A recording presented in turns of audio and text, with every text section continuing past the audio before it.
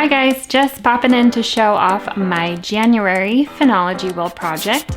I stitched up some dwarf strawberry tree berries and leaves.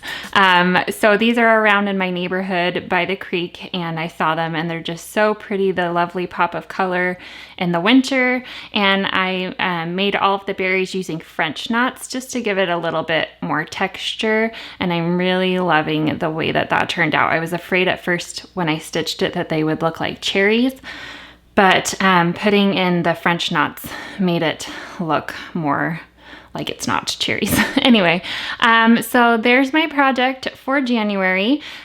Please go on Instagram and post pictures of yours using hashtag CutesieCrafts, SAL. That stands for Cutesy Crafts Stitch Along. I would love to see what you are working on.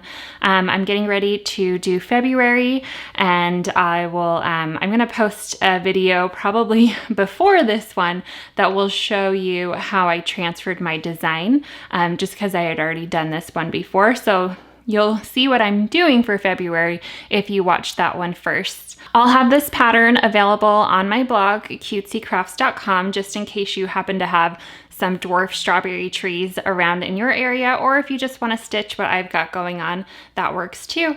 So I will leave a link to that in the description. And if you'd like to start stitching with us, I've got the fabric available in my shop. I will also leave a link to that in the description.